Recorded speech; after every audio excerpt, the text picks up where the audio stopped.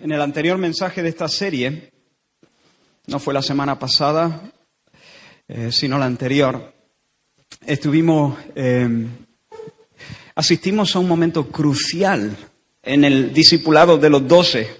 ¿Recordáis? Mientras recorren las aldeas de Cesarea de Filipo, Jesús les pregunta a los suyos, ¿quién decís que soy? Primero, ¿quién dicen los hombres que soy? Pero luego, ¿y vosotros? ¿Quién decís que soy yo? Y entonces Pedro confiesa, tú eres el Cristo. Marcos recoge esa frase, Mateo es más, ofrece más detalles. Tú eres el Cristo, el Hijo del Dios viviente. Y estuvimos diciendo que, entre otras cosas, la vida del hombre no consiste en los bienes que posee. La vida del hombre no se sustenta sobre los éxitos profesionales, no se sustenta sobre la encumbrada reputación, los logros que podemos tener. No se alabe el sabio en su sabiduría, ni en su valentía se alabe el valiente, ni el fuerte se alabe en su fuerza, en sus capacidades. Mas alábese en esto el que se hubiere de alabar, en entenderme y conocerme. Por lo tanto, no hay una bendición más alta, más profunda que conocer quién es Cristo, cuál es su identidad. Así que Pedro tal vez no tenga fama, no tenga mucho dinero, es parte además de un pueblo oprimido, pero es la persona más bendecida sobre la tierra porque el Padre le ha abierto los ojos ante una realidad. ¿Quién es Cristo? Y Pedro lo ha visto. Dios le ha dado luz y Pedro lo ha visto y se ha dado cuenta que Jesús no es un hombre extraordinario, es Dios con nosotros. Dios a 30 centímetros. Pero no solamente Dios con nosotros, es Dios con nosotros como mediador. El que ha sido señalado, el que ha sido ordenado por el Padre para traer reconciliación y luz y vida. Así que ahora sabe, para seguir con el ejemplo que usé hace 2 semanas, no sé si lo recordaréis, ahora sabe que ese líquido negro que sale del suelo no es una mancha engorrosa e inútil, es petróleo. Y él es rico. Ahora, ¿qué implica la declaración de Pedro? Dejadme recordar algunas cosas. Cristo no es un nombre, es un título. El nombre es Jesús. Y su título, el Cristo, o el Mesías, o el ungido. En castellano el ungido, en hebreo el Mesías, en griego el Cristo. Y dijimos que bajo la economía del antiguo pacto, Dios había levantado a ciertas personas con oficios particulares para que mediaran entre Dios y los hombres. Estaban los reyes, estaban los sacerdotes y estaban los profetas. El profeta hablaba al pueblo en nombre de Dios. Estaba entre el Dios soberano y el pueblo y traía un así dice el Señor. El sacerdote, de alguna manera, hablaba a Dios de parte del pueblo, es decir, presentaba sacrificios, ofrendas, buscando el bien del pueblo, buscando reconciliar al pueblo con Dios. Y el rey gobernaba como representante de Dios, administrando justicia y repartiendo bendiciones. Y cada uno de ellos era consagrado por medio de una ceremonia donde se les ungía con aceite. Así que a partir de ese momento, como los ungidos de Dios, ellos tenían que dedicarse con todas sus fuerzas a desempeñar su oficio para la gloria de Dios y el bienestar del pueblo. Y en realidad sus labores se correspondían con las grandes necesidades de las personas, del pueblo. Las personas, como pecadoras, estaban a mal con Dios. Eran enemigos de Dios, estaban enemistados con Dios, eran rebeldes. Estaban bajo el desagrado de Dios, bajo los reproches de Dios, no solo bajo los reproches, bajo la repulsa de Dios. Todo hijo de Adán está, por naturaleza, bajo la ira y la condenación de Dios. Así que las personas necesitaban que alguien mediara, necesitaban un sacerdote que se pusiera en medio y los reconciliara con Dios, que hiciera la paz entre el santo y sus almas. Por otra parte, entonces confesar que Jesús es el ungido es confesar que Jesús es el sacerdote definitivo, el sacerdote con mayúscula. Y no solamente el sacerdote, dijimos, sino también la ofrenda. No solamente el que ofrece, sino que lo que ofrece es su propia vida. Él es la ofrenda. El pecado así descubierto, el pecador puede ser declarado justo, reconciliado con Dios, y entonces ya a partir de ese momento ya no hay culpa, ya no hay castigo, ya no hay vergüenza, sino justicia, paz y gozo en el Espíritu Santo.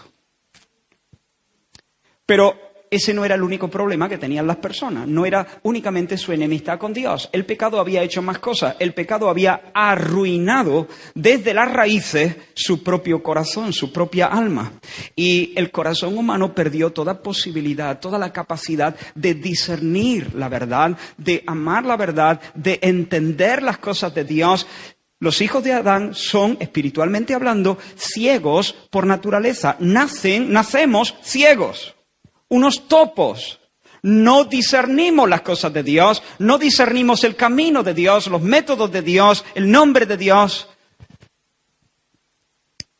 Y entonces necesitamos alguien que nos señale el camino, alguien que nos traiga verdad, alguien que nos traiga luz. Sin profecía, el pueblo perece, se desenfrena, dice otra versión. Si no hay visión profética, donde no hay visión profética, la gente termina en el barranco. Por lo tanto, no solamente necesitamos un sacerdote que nos reconciliara, necesitamos un profeta que nos diga, este es el camino, así dice el Señor, así son las cosas, así es Dios.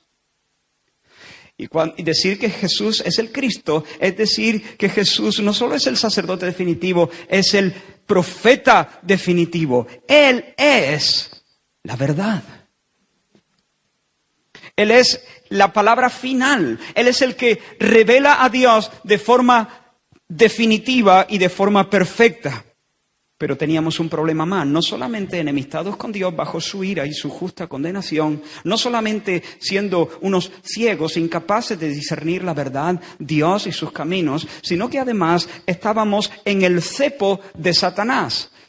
Esclavos de un sistema anti-Dios, anticristo, en el que constantemente Satanás se encargaba de boicotear todas las posibilidades de felicidad y de dicha. Estábamos esclavos del diablo. Y por lo tanto no solo necesitamos un sacerdote, sino que necesitamos también un profeta, pero además necesitamos un rey, un hombre fuerte. Un rey que venga y aplaste al enemigo. Que rompa las cadenas, que rompa el cepo, que rompa el yugo de opresión. Que aplaste a Satanás. Y que levante su cetro amable sobre nosotros y bajo su liderazgo nos regale una vida próspera, una vida feliz, una vida eterna, una vida abundante, una vida realizada, una vida plena. Decir que Jesús es el Cristo es decir que Él es el sacerdote definitivo.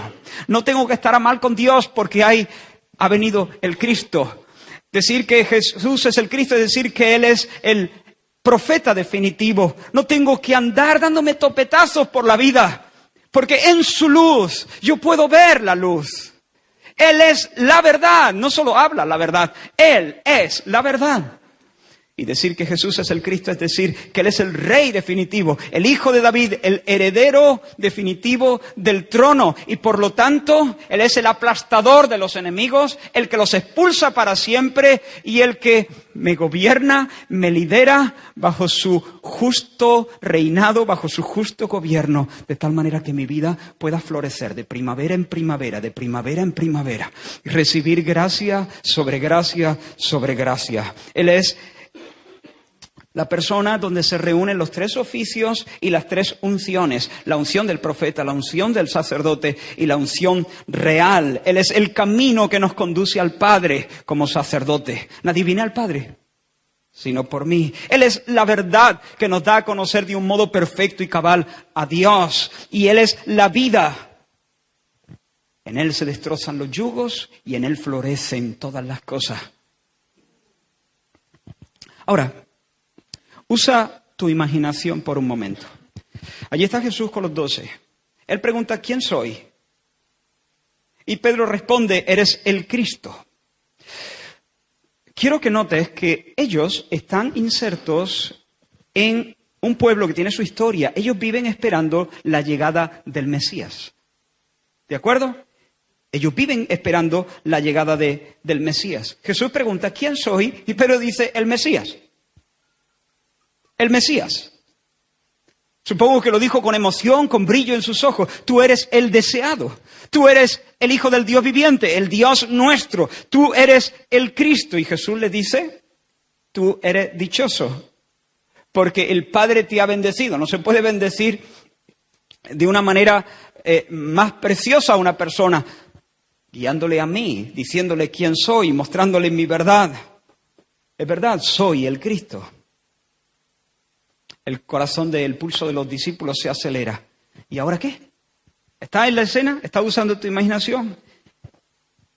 Vente conmigo, no te pierdas. ¿Quién soy? El Cristo. Él es la esperanza de Abraham. Él es la esperanza de David. De él profetizó Isaías. Y lo tenemos a un par de cuartas. Tú eres el Cristo. Y Jesús dice, sí, soy el Cristo. Y tú eres una persona bendecida. ¿Y ahora qué? Tenemos al Cristo aquí, delante de nosotros. Permitidme que os lea cómo sigue esta escena, esta historia. Marcos capítulo 8, versículo 29. Vamos a abrir la palabra entonces en nuestro texto. Marcos capítulo 8, versículo 29. De ahí en adelante. Y dice la Escritura, entonces él les dijo, ¿y vosotros quién decís que soy? Respondiendo Pedro le dijo, tú eres el Cristo. Pero él les mandó que no dijesen de esto de él a ninguno. Y comenzó a enseñarles que le era necesario al Hijo del Hombre padecer mucho y ser desechado por los ancianos, por los principales sacerdotes y por los escribas, y ser muerto y resucitar después de 3 días. Esto les decía claramente. Entonces Pedro le tomó aparte y comenzó a reconvenirle. Pero él, volviéndose y mirando a los discípulos, reprendió a Pedro diciendo, quítate de delante de mí, Satanás, porque no pones la mira en las cosas de Dios, sino en las de los hombres. Y llamando a la gente y a sus discípulos les dijo, si alguno quiere venir en pos de mí, niéguese a sí mismo y tome su cruz y sígame. Porque todo el que quiera salvar su vida la perderá. Y todo el que pierda su vida por causa de mí y del Evangelio, la salvará. Porque ¿qué aprovechará el hombre si ganare todo el mundo y perdiere su alma? ¿O qué recompensa dará el hombre por su alma? Porque el que se avergonzare de mí y de mis palabras en esta generación adúltera y pecadora, el Hijo del Hombre se avergonzará también de él cuando venga en la gloria de su Padre con los santos ángeles. Hasta ahí la lectura. Así que a medio metro tenemos al hombre Dios, al Dios encarnado, el Cristo del cielo, el portador de la triple unción y el triple oficio. Tenemos al que anda sobre las olas del lago, el conquistador de los demonios, el que le pisa el cuello a la enfermedad y a la muerte, el que le da órdenes a la fiebre y a los vientos. Tenemos además las gentes enfervorizadas a estas alturas. Muchos están hablando de Jesús, están un poco confundidos, pero están sobremanera excitados. Sabe que no es un hombre normal, no es un hombre común. ¿Tenemos al Cristo delante? ¿Tenemos al pueblo hablando de Él? ¿Qué es lo que toca ahora? ¿Tú eres el Cristo? Sí, yo soy el Cristo. Y además, Él no solo nos muestra su identidad, Él nos ha mostrado su poder. Es el Cristo y tiene superpoderes. ¿Qué toca? Además, nosotros lo hemos entendido. Él es el que anunciaron los profetas. ¿Qué toca? ¿Qué toca? Vamos a Jerusalén ya. ¿Entienden? Vamos a conquistar el corazón político, vamos a conquistar el corazón religioso de la nación. Nos vamos a presentar allí y vamos a poner a Roma en su sitio. Hermanos, ponte en la mentalidad de ellos. Él es el Cristo prometido y está presente. Hemos asistido una y otra vez a demostraciones espectaculares de su poder. El pueblo está revolucionado. Hacer así y se monta el motín. ¿Qué toca? Ya hemos conocido tu identidad, nos vamos a Jerusalén. La hora de la liberación ha llegado. Así que cada uno empuñe su espada, que cada uno unamos nuestras fuerzas, subamos a la ciudad de David y sentemos al Mesías, que es el rey legítimo, en el trono de David, porque ese es su lugar, no es el lugar para césares ni para mandamases de pacotilla. Él es el que tiene que gobernar sobre Israel. Él es el que tiene que pisarle el cuello a los enemigos. Porque el Salmo 110 dice el Señor a mi Señor, siéntate a mi diestra, hasta que ponga a tus enemigos por estrado de tus pies. Y sigue diciendo, el Señor extenderá desde Sión tu poderoso cetro. Diciendo, domina en medio de tus enemigos. Pues eso, que domine en medio de sus enemigos. Eso, que se cumpla la palabra del Salmo 2, versículo 9. Tú los quebrantarás con vara de hierro, los desmenuzarás como vaso de alfarero. Que se cumpla la palabra del Salmo 45, 5. Tus saetas agudas, con que caerán los pueblos debajo de ti, penetrarán en el corazón de los enemigos del rey. Ha llegado la hora de nuestra liberación. Ni un minuto más mordiendo el polvo. Tenemos al Cristo, ha venido, está presente, es Dios, hace milagros. Nos vamos a Sión. Yo no digo que estos fuesen exactamente los pensamientos de los discípulos, porque no nos dice la Escritura el detalle de cómo pensaban. Pero yo creo que sus pensamientos no eran muy diferentes que estos. El esperado hijo de David había revelado su identidad, había dado muestras de su poder. ¿Y quién podía detenerle? ¿Quién podía detenerle? Piénsalo.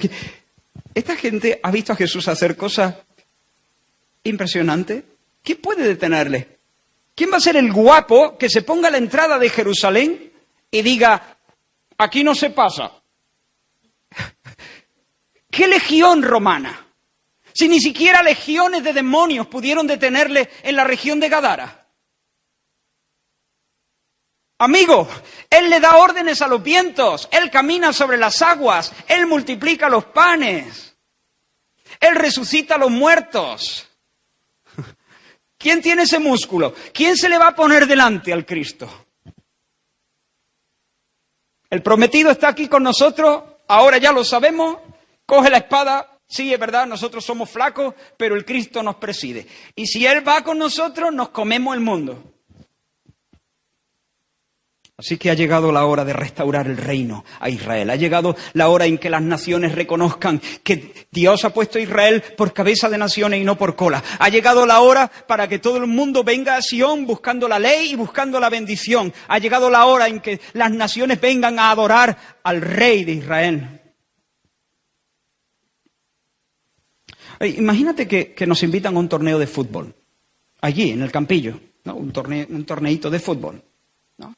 Y tenemos que hacer un equipo como iglesia y competir contra otros equipos del barrio. Pero imagínate que Messi y Cristiano Ronaldo se ofrecen a jugar en nuestro equipo. Hermano, yo personalmente encararía la competición. Y alguno está pensando, ¿y quién te ha dicho que tú estarías convocado? Bueno, pongamos que yo estoy convocado, ¿no? Yo encararía la competición sin preocuparme en lo más mínimo del nivel de los otros equipos. Yo dormiría plácidamente esperando que empiece el torneo y anticipadamente ya estaría celebrando la victoria. ¿Por qué? Porque por muy flacos, por cierto, aquí hay nivel, Aquí hay nivel, aquí hay gente que juega tela. Pero aunque nosotros fuésemos los peores jugadores del mundo, aunque nosotros fuésemos unos negados completamente, yo descansaría. ¿Por qué? Porque en un equipo de 5, si Messi y Cristiano Ronaldo están ahí, si esos dos monstruos del fútbol mundial son parte de nuestro equipo, la suerte está echada, su superioridad es apabullante. Yo creo que así se sentían los discípulos cuando dijeron, ¿tú eres el Cristo? Y Él dijo, sí, yo soy el Cristo. Nosotros podemos ser los más flacos y los más torpes, pero nos vamos a Jerusalén y viene con nosotros el Cristo. O sea, no hay quien nos pueda hacer frente, no podemos fracasar, no podemos perder. Él tiene superpoderes, el plan no puede fracasar. Seguro que cuando los líderes de la nación lo vean derritiendo, fulminando a las hordas del pueblo opresor, a los romanos, y poniéndolos en su lugar y sacándolos, poniéndolos de patitas en la calle, los líderes de la nación por fin le van a reconocer y se van a humillar, y nosotros vamos a ser testigos de la edad de oro de Israel. Hemos nacido para eso. Pero hermanos, a la confesión de Pedro le siguen unas palabras de Jesús muy extrañas. De hecho, una prohibición extrañísima y una declaración estrambótica. Sí, yo soy el Cristo, pero de esto ni mu.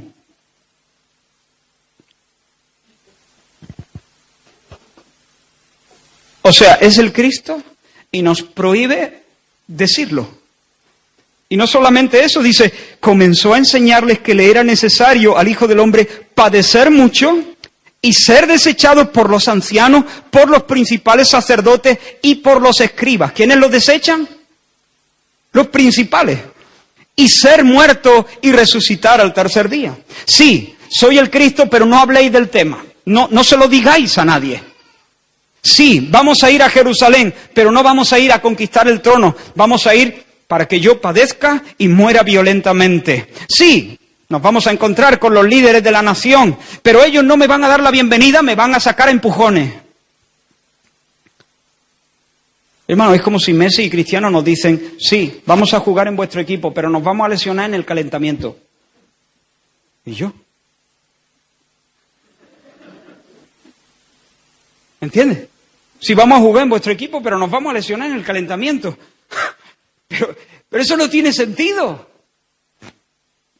¿Qué cara se te quedaría a ti si ese fuera el anuncio de estos dos futbolistas? Pues peor fue la cara que tuvo que quedárseles a ellos, porque al fin y al cabo Messi y Cristiano Ronaldo son hombres y están sujetos a los contratiempos que ocurren con los hombres. Se pueden lesionar y de hecho se lesionan, hombre. Mala pata que se lesionen los dos al mismo tiempo y además en el calentamiento, ¿no? Pero se pueden lesionar, hay una probabilidad real. Pero por favor, los mesías no mueren. Los mesías vencen. Se supone que los mesías no fracasan, los mesías triunfan. Los mesías no son aplastados, los mesías aplastan. Se supone que el Cristo es el que pisa el cuello de sus enemigos, no el que es ejecutado entre risas y entre insultos por ellos. Los mesías triunfan, llegan al trono y gobiernan luego para la felicidad perdurable de los que se ponen bajo su cobertura. Así que esto no tiene sentido. No, esto es un anuncio absurdo. Primero, eres el Mesías y no se lo podemos decir a nadie. Eres el Cristo y con todo el respeto, hermanos, pero para que se entienda, ¿y te vas a quitar de en medio en el calentamiento? O sea, ¿va a ser llegar a Jerusalén y morir? En primer lugar, hermanos, y aquí estamos tocando asuntos muy importantes para el cristianismo. Una persona que no entienda estas cosas no entiende el cristianismo ni la fe. En primer lugar, el Señor les prohíbe proclamar su identidad porque todavía en la mente de los discípulos había muchos cabos sueltos. Ellos habían reconocido que Él era el Cristo. Jesús, el Cristo. Jesús, el Cristo, Jesucristo. Pero ese no es el mensaje completo, ¿no? ¿O sí? No, ese no es el mensaje completo. Pablo dijo, nosotros predicamos a Jesucristo y a este crucificado. Jesucristo no es el mensaje completo. Nosotros predicamos a Jesucristo y a este crucificado. Los discípulos no tenían ni idea de la cruz. La cruz no entraba en sus esquemas. Conocían la identidad de Cristo, pero desconocían absolutamente el programa de Dios. Conocían la identidad, desconocían el plan de Dios. La cruz no entraba en sus pensamientos. Eran miopes, su visión era parcial, veían los hombres como árboles, como el ciego que Jesús sanó hacía poco. Así que podían hablar, Jesús es el Cristo, Jesús es el Cristo, Jesús es el Cristo, pero con ese mensaje no se va a ningún lado. Ese mensaje no da en el blanco de lo que Dios quiere. Nosotros debemos predicar a Cristo crucificado. Así que el Señor les dice, no habléis de que yo soy el Cristo. De eso ni mo, porque vas a dar un mensaje parcial, vas a dar una verdad a medias, es decir, vas a confundir a la gente. Todavía no habléis de esto. Ya habrá un momento donde yo os diga, hablad, pero todavía no. Así que Cristo presenta su identidad. Mi identidad, Jesús el Cristo. Mi programa, ser rechazado por los líderes, padecer mucho y morir y resucitar después de 3 días. Yo creo que esto de resucitar, ellos ni siquiera lo escucharon. Estaban tan impactados, tan conmocionados, estaban tan desconcertados por el anuncio que el Señor les estaba haciendo, que esto simplemente les rebotó, les resbaló. Esa palabra de que habría de resucitar no halló abrigo en sus corazones, no se abrió brecha en sus mentes. ¿Y cómo lo sé? Pues lo sé por la reacción de Pedro. Dice que Pedro lo tomó aparte. Señor, ¿tienes un momento? ¿Nos damos un paseíto? Sí, claro. Y Pedro se lo lleva aparte. ¿Tú te imaginas la escena? ¿Y qué hizo Pedro con Jesús? Le riñó. Aquí dice, le reconvino. Comenzó a reconvenirle. Esa palabra es fuerte. Esa palabra es que Pedro reprendió. Le echó una bronquita a Jesús. El que hace un momento confiesa que Jesús es el Cristo de Dios, ahora le toma aparte y le riñe. ¿Tienes un momento? Pero Señor, vamos a ver. Ni hablar. Pero ¿cómo va a pasar esto, Señor? Esto es absurdo, ¿no te das cuenta? Tú eres la esperanza de Israel y la esperanza se muere en el segundo 1. ¿Y ahora qué? ¿Ese es tu plan o fantástico? Insuperable, Señor. Te has lucido. Lo pongo así. No quiero que sea ninguna falta de respeto, pero lo pongo así para que te des cuenta. ¿Qué es lo que estaba pasando en la mente? Le reconvino. Fuerte. Esto no puede pasar. Esto no tiene sentido. Esto no te puede pasar a ti. Piensa un poco. Pedro está desvariando, así de claro. No es la primera vez ni será la última. Pedro está proponiéndole a Jesús caminar hacia la gloria sin pasar por la cruz. Está sugiriéndole que reine, pero que reine sin morir, que se siente en el trono sin beber la copa de sufrimiento que el Padre le da. Pedro le propone al Señor un plan B, una vía alternativa, mejor que la que el cielo diseña, un camino menos tortuoso, más fácil, una senda más liviana. Hermano, la ceguera de este hombre no tiene límites, su locura no tiene límites, porque Pedro no sabe que si Jesús sigue su consejo al pie de la letra, Pedro estaría en el infierno por los siglos sin fin. Si Jesús hubiese seguido su consejo, el alma de Pedro estaría atormentada en este preciso momento. Si Jesús hubiera mirado por sí mismo, Jesús podría haber sido rey, pero no podría haber sido salvador. Mira de nuevo el versículo 31. Dice que Jesús comenzó a enseñarles que le era necesario. ¿Que le qué?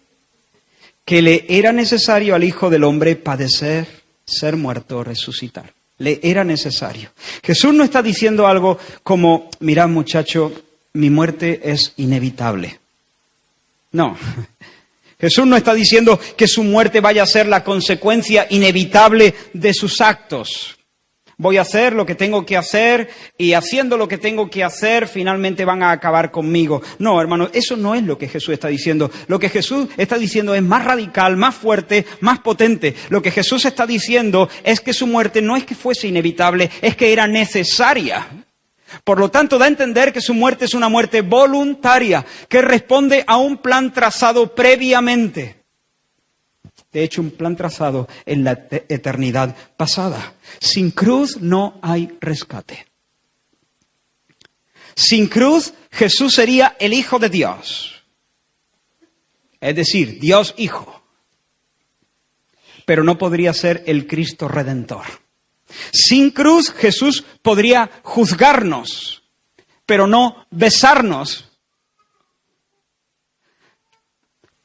Sin cruz, Jesús puede reinar, pero ninguno de nosotros podríamos beneficiarnos de ello. Sin cruz, el Señor ciertamente dominaría en medio de sus enemigos. Pero tú y yo seríamos parte de esa compañía de enemigos aplastados por la planta del Rey Jesús.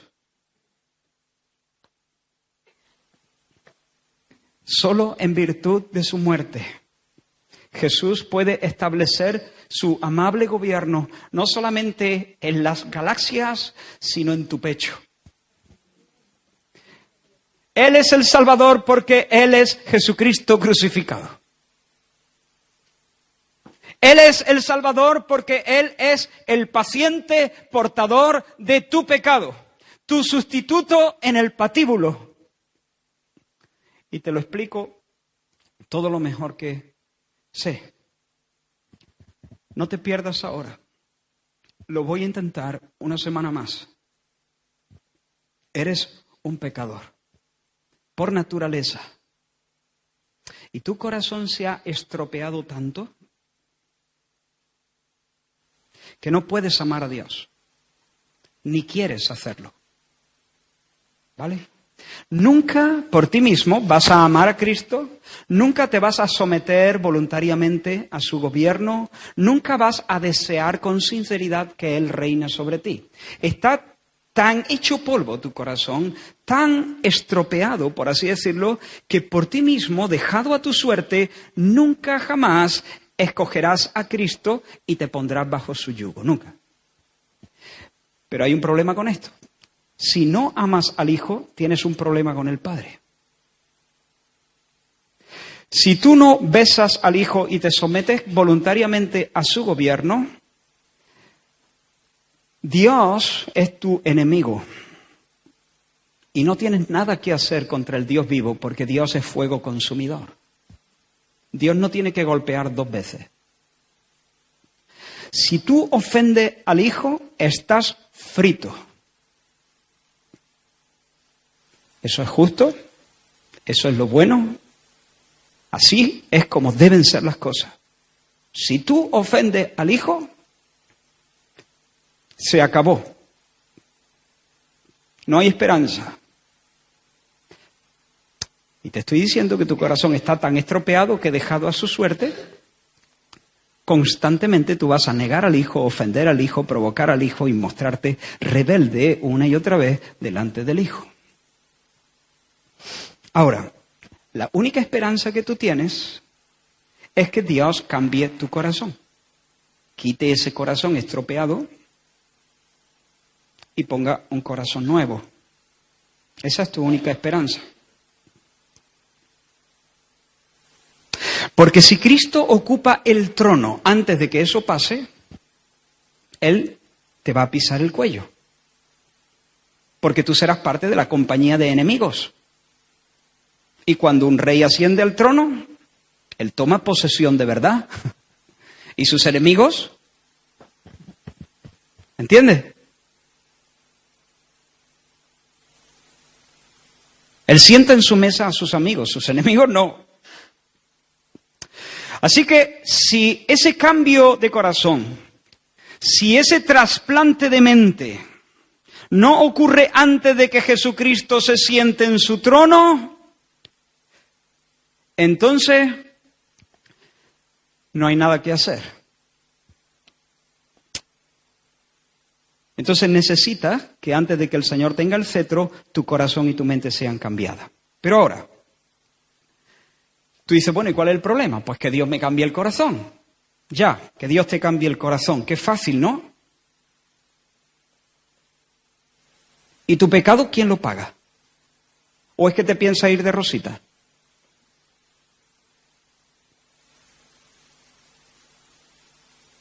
¿Quién paga los platos rotos? Para el Señor no es lo mismo 8 que 80. Para el hombre a veces es lo mismo 8 que 80. Para el Señor 8 son 8. 80 son 80. El blanco es blanco, el gris es gris. Porque el Señor es verdadero. Porque el Señor es justo.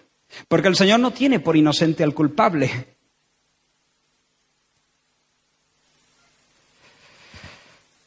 Si Dios te regala un corazón nuevo sin más, si Dios cambia tu mente sin más, las cuentas no cuadran.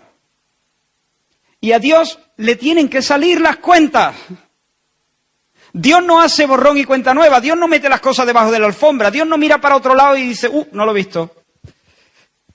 Dios es el Dios justo. Él tiene que dejar atadas todas las cosas. A Él tienen que cuadrarle las cuentas. No puede haber deudas pendientes, porque si quedan cuentas sin pagar y Dios lo permite, entonces Dios no sería justo y todo el universo se colapsaría y Él se pervertiría a sí mismo.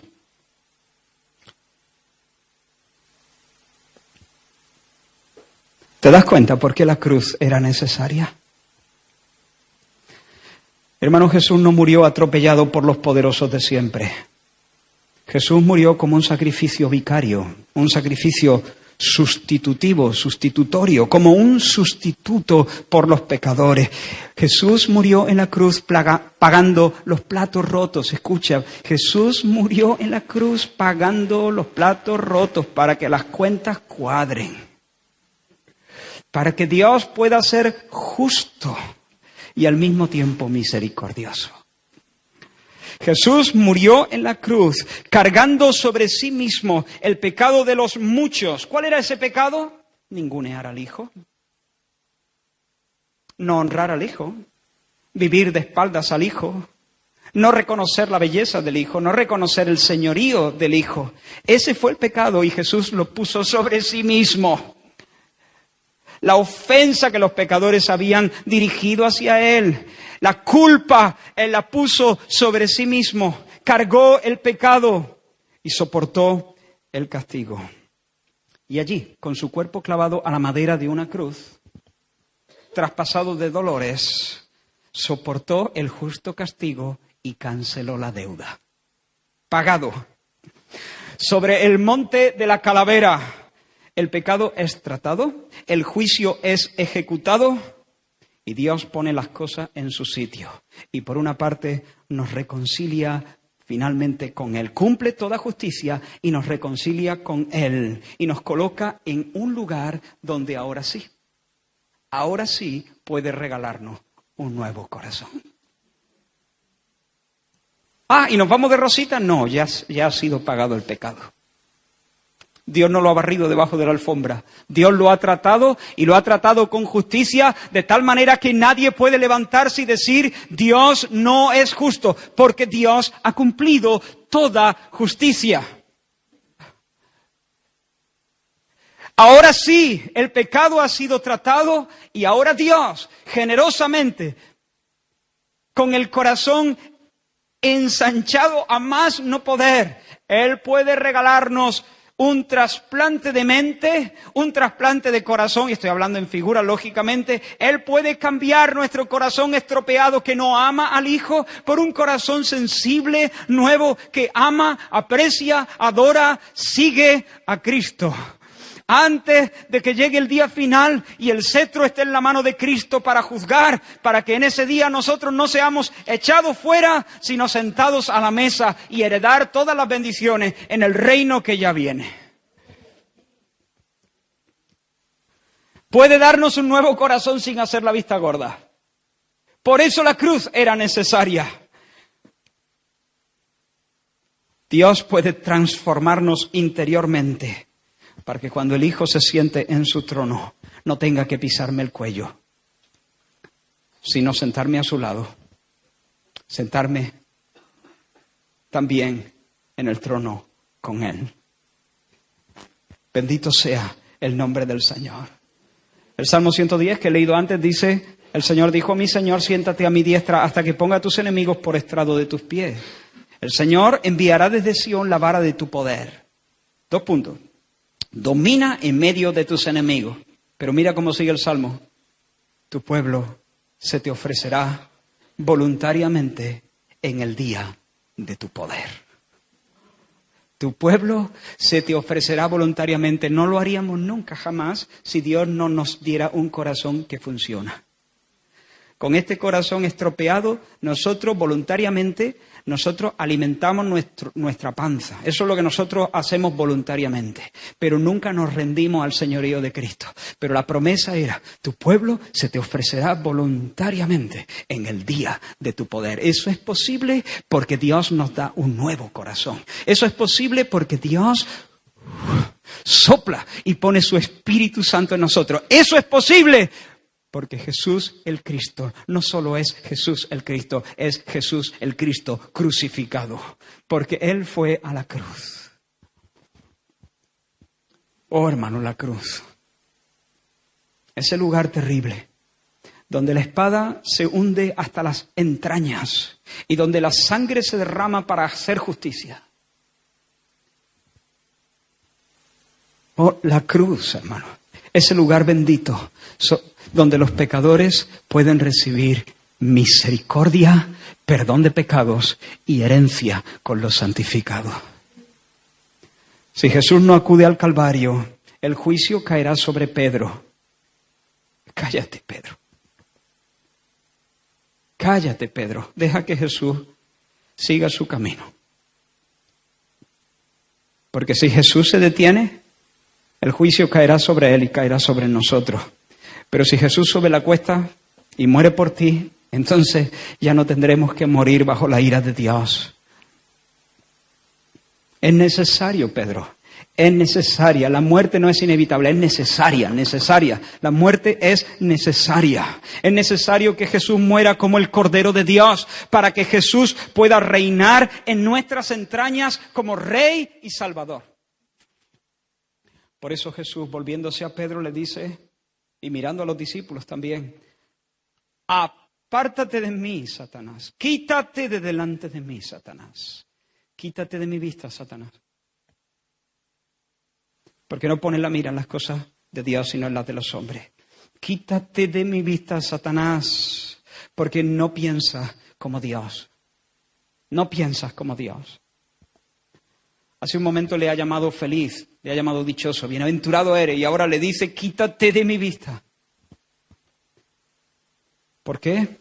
¿Por qué le habla de la manera en que le habla? Porque la propuesta de Pedro lleva el mismo ADN que la propuesta que le había hecho el diablo en el desierto. ¿Recordáis al diablo? Y varias veces el diablo le insinuaba, le proponía un camino alternativo sin cruz. ¿Recuerdas al diablo? Jesús, alcanza la fama mundial. Haz un super milagro con tus superpoderes. Por ejemplo, lánzate desde el pináculo del templo, a la vista de todos, para que todos reconozcan que realmente tú eres Dios con nosotros, el Hijo de Dios. Jesús satisface las necesidades de todos. Haz de este desierto una fenomenal panadería para que todos vengan a ti y reconozcan que verdaderamente tú eres el Salvador del mundo. Jesús alcanza el dominio sobre todos los reinos del mundo y la gloria contenida en ella. Alcánzalos sin sufrimiento. Solo dobla la rodilla y los tendrás al instante. No hace falta que subas el Calvario. Y ahora Pedro, Señor, venga ya. No puede ser que Dios no lo permita. Más literalmente sería eso, que Dios no lo permita. Eso es un sinsentido. Apártate de mí, Satanás. No piensas como Dios. Me propones una senda egoísta. Piensas como los hombres. Te preocupa lo que le preocupa a los hombres. La autoafirmación, la autopromoción, la autoestima, la autoprotección, la autoexaltación, la autoconservación. Pero ¿sabes qué, Pedro? Yo no busco lo mío. Paso de la auto. Yo no pienso como los hombres ombligocéntricos. Yo pienso en la gloria del Padre. Yo pienso en ti, Pedro. Yo pienso en tu salvación. Yo pienso en la redención de aquellos que Dios me ha dado como esposa desde la eternidad pasada. Así que Jesús mira hacia adelante. Mira la cruz y prosigue. Hermano, hermana, mira a Jesús un momento. Mírale, escúchale decir una vez más, quítate de mi vista, Satanás, y deleítate en tu Señor. Hay que tener muchas agallas, hay que tener mucho carácter, hay que ser un hombre muy íntegro, muy entero, hay que amar mucho para decir esas palabras. No es una pose, no es un discurso, es una vida entera.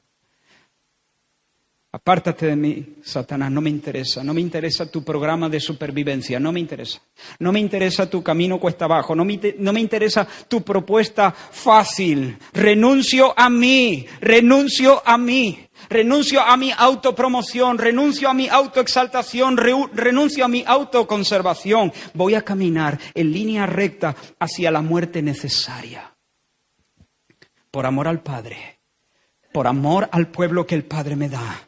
Voy a soportar la vergüenza. No me detendré ante la puñalada rastrera de la traición de Judas. No me voy a detener allí. No me voy a detener cuando la guardia pretoriana me llene de escupitajos y de golpes y de insultos. Ni siquiera me voy a detener cuando escuche gemir y retorcerse a mi madre a los pies de la cruz. No me voy a detener. No me voy a detener hasta que grite victorioso: está hecho, consumado es. Podemos decirle al Señor: Señor, eres el más hermoso de los hijos de los hombres. Eres el más hermoso de los hijos de los hombres. Te admiro. Por eso Dios te exaltó, el Dios tuyo, con óleo de gozo más que a tus compañeros. Por eso el Padre te exalta hasta lo sumo y te da un nombre que es sobre todo nombre, para que en el nombre de Jesús se doble toda rodilla de todos y toda lengua confiese que tú eres el Señor. ¿Puedes alabar a Cristo? ¿Puedes admirarle? Ese es mi llamado para ti en esta mañana. Admírale, gózate en Él, que para Él sea tu ovación. Él es el que merece salir a hombros. Él es el que merece el aplauso. Él es el que merece los piropos. Él es el que merece nuestros pensamientos. Él es el que merece.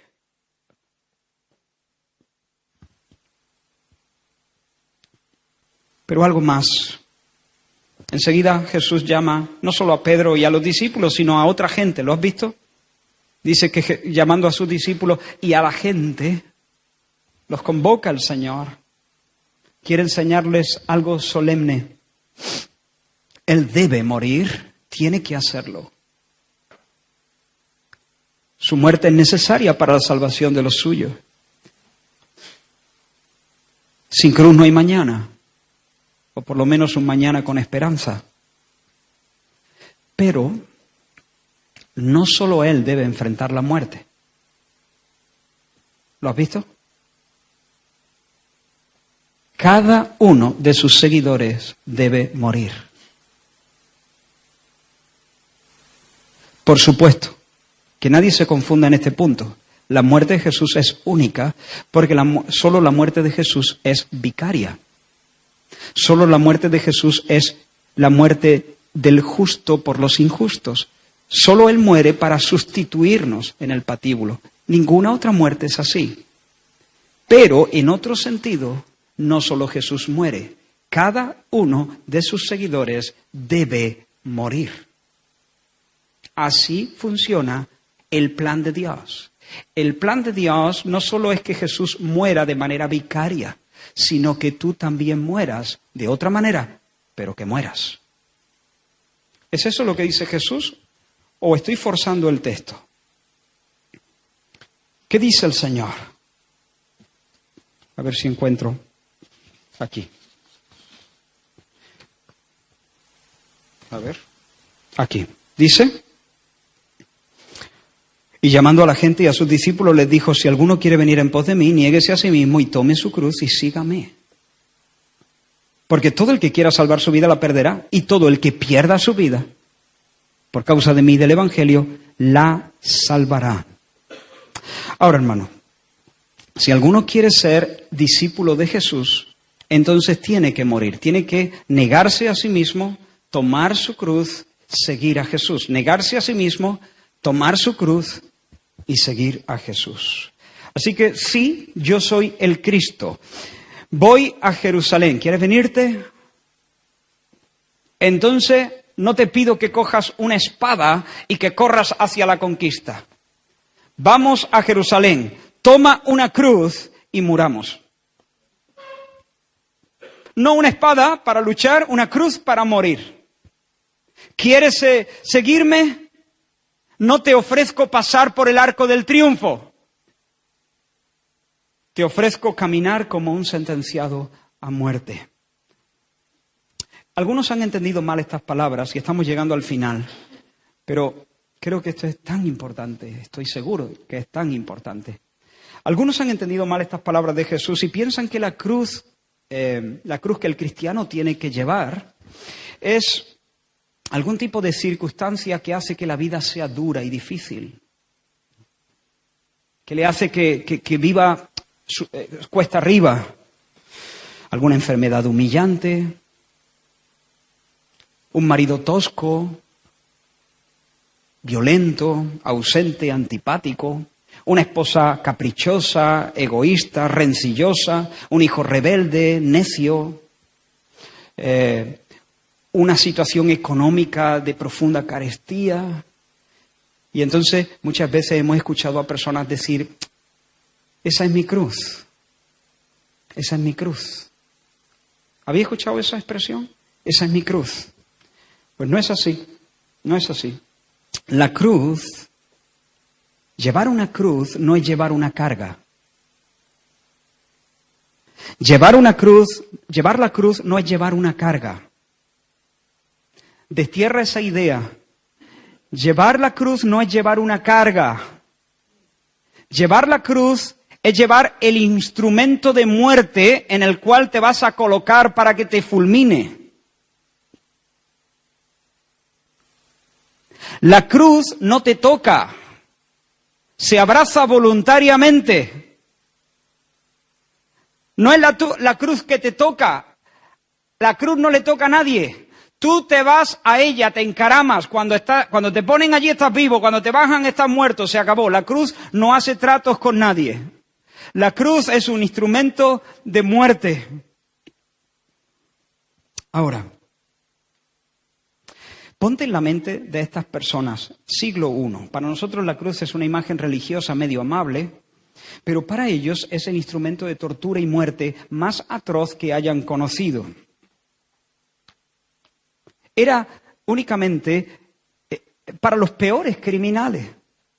Cuando un hombre salía de la ciudad portando un travesaño y con un letrero colgado en su pecho, en su cuello, ese hombre todos sabían que nunca iba a regresar a esa ciudad. Cuando un hombre salía de la ciudad portando una cruz, llevando una cruz a cuestas o un travesaño, ya se había despedido de sus familiares, porque en unos minutos lo clavarían a la madera, lo suspenderían entre el cielo y la tierra y dejarían su cuerpo allí hasta que su corazón se colapsara o se asfixiara y luego, si se da el caso, que se lo comieran las aves de carroña.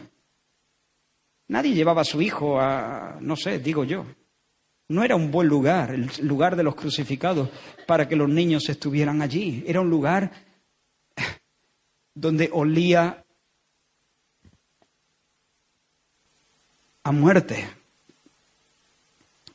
Pues bien, lo que Jesús está diciendo, si alguno quiere venir en pos de mí, que camine detrás mía llevando una cruz. ¿Cuál fue la imagen que golpeó a los primeros oyentes de estas palabras?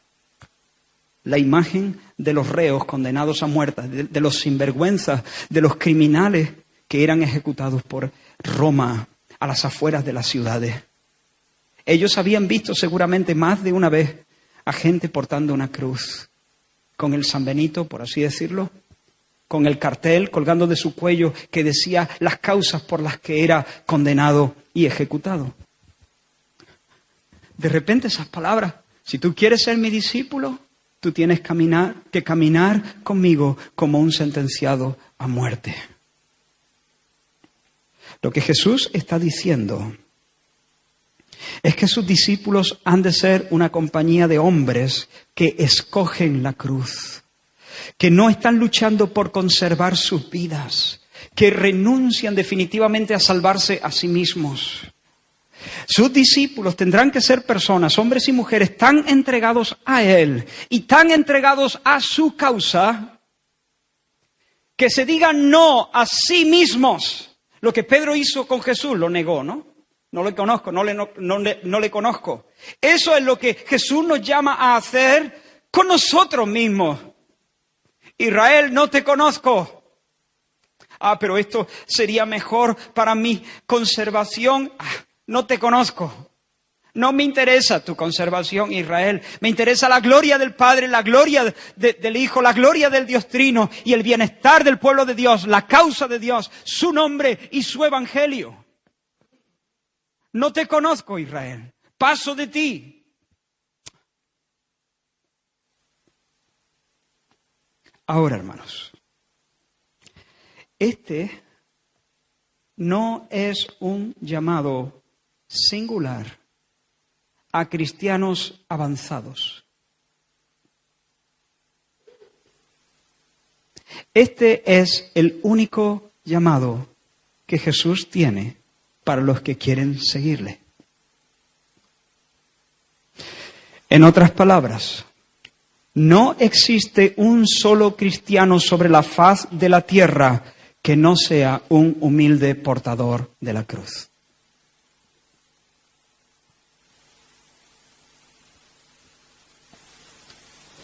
El discípulo de Cristo verdadero. Sí existen muchos evangélicos que no portan la cruz. Pero no hay un solo cristiano que no lleve la cruz. No hay un solo cristiano que no se niegue a sí mismo. Porque negarse a sí mismo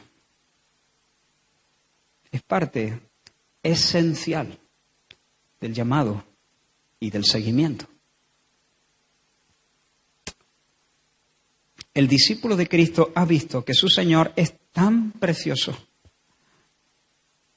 que la amistad de sus seres más queridos ha pasado a un segundo plano.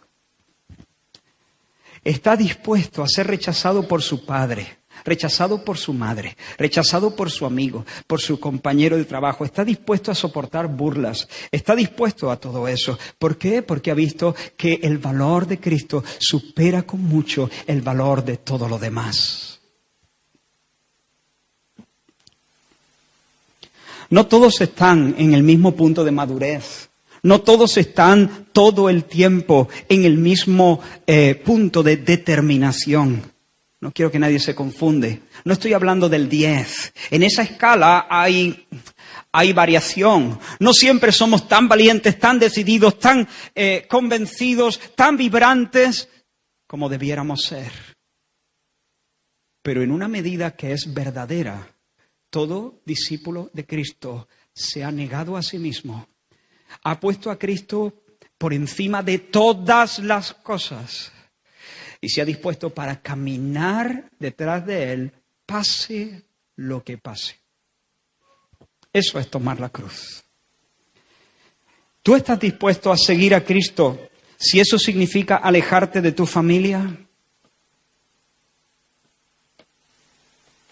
¿Estás dispuesto a seguir a Cristo con todo si eso te granjea la antipatía de las personas que más quieres en el mundo? ¿Tú estás decidido a amar y servir a Cristo aunque eso signifique renunciar a la fuente de tus ingresos económicos?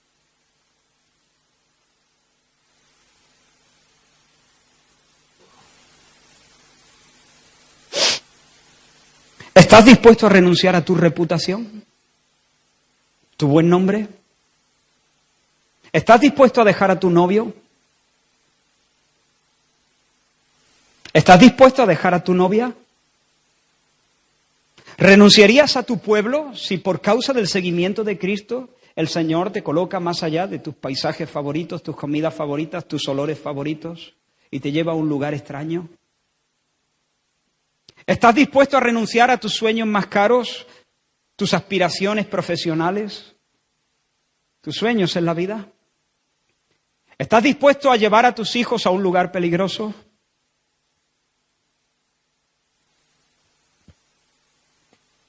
¿Estás dispuesto a sacrificar comodidades, posesiones materiales? ¿Estás dispuesto a soportar, a sufrir persecución por el Evangelio? Una pregunta más. ¿Estás dispuesto a dar la vida? ¿Estoy dispuesto a dar la vida? Si la respuesta es no, no soy cristiano.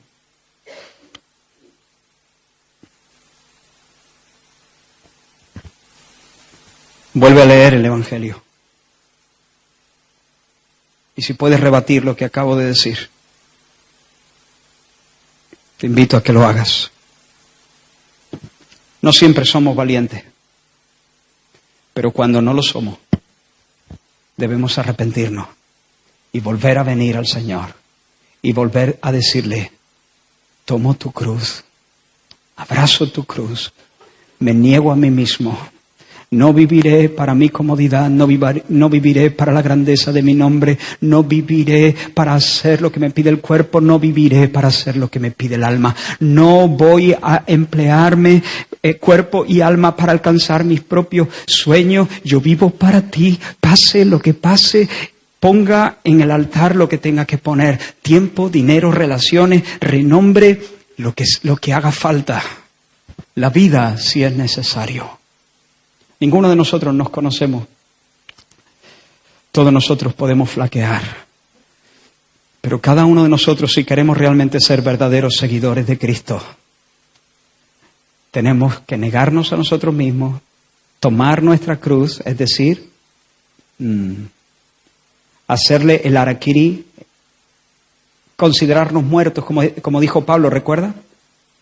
En nada me glorío. Lejos esté de mí gloriarme, sino en la cruz de Cristo. Por quien el mundo para mí, la cruz ha hecho algo.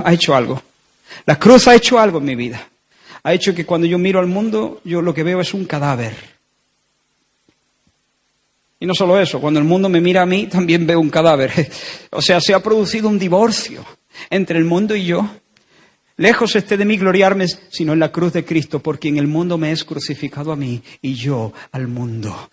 Se ha producido, estoy muerto, estoy crucificado con Cristo, estoy muerto, ya no estoy viviendo para satisfacer mis ambiciones personales o mis necesidades personales. Yo soy de Cristo y camino en línea recta hacia aquello que corresponde a su gloria y a su causa. Termino.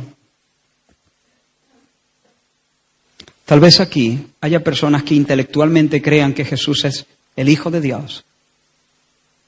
Y además comprendes que Jesús es el Cristo de Dios, el señalado por el cielo. Y además crees que Jesús ha muerto por los pecados de los pecadores. Está muy bien. Está muy bien que lo creas. Eso es lo que debes creer.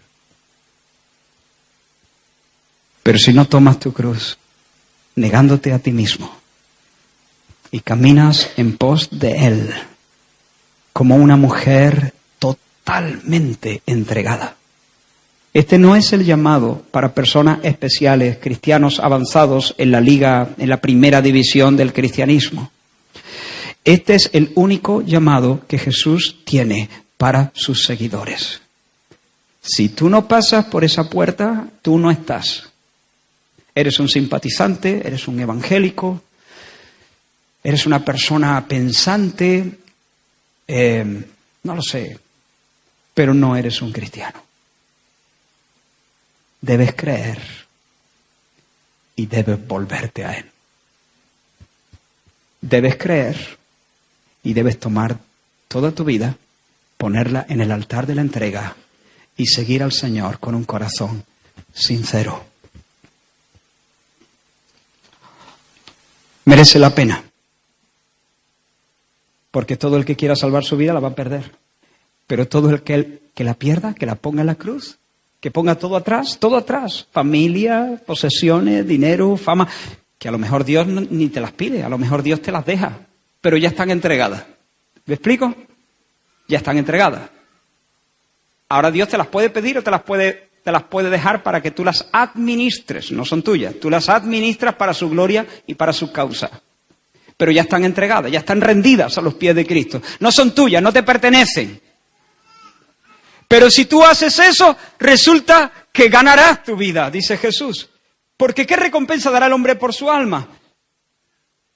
¿De qué le vale a una persona ganar todo y perder su corazón? Porque, hermanos, y con esto termino, el llamado de Jesús finalmente no es un llamado al sufrimiento, no es un llamado al agujero negro. Es un llamado a la gloria, es un llamado a la honra, es un llamado a la inmortalidad. ¿Por qué? Porque la gloria está viniendo. Ya se acerca el día donde Jesús venga en la gloria del reino que el Padre le ha dado con sus santos ángeles. Y cuando ese día amanezca, lo único importante es que Jesús, el Hijo de Dios, el Cristo, tenga una buena opinión de ti. Ese día no contará la opinión de tu jefe, de tu hijo, de tu suegra, no contará la opinión del mundo, no contará la opinión de los grandes, contará la opinión de Jesús. Y si hemos vivido intentando proteger nuestro dinero o nuestra fama o nuestro sueño o nuestra comodidad o nuestra vida, nuestro pellejo, ese día lo habremos perdido todo, pellejo y alma. Estaremos con el grupo de enemigos despojados a quienes a quienes Cristo le pone la planta del pie sobre el cuello. Pero si dijimos no a nosotros mismos, si por amor al Señor y al Evangelio dijimos como Pablo, con Cristo estoy crucificado, entonces el Señor dirá nuestro nombre con gran alegría delante del Padre. Moisés renunció a Egipto, podía haber vivido a cuerpo de rey en Egipto, podía haber tenido una vida a pedir de boca. Pero, ¿sabes? Le pasó algo al hombre. De repente lo vio. Estas cosas te pasan. Por la misericordia de Dios, ¡pum! Y vio al invisible. Y cuando vio al invisible, todas las cosas que parecían maravillosas perdieron su valor. Y con gusto dejó Egipto, no teniendo miedo de la ira del rey, de Faraón. ¿Por qué? Porque eso era calderilla.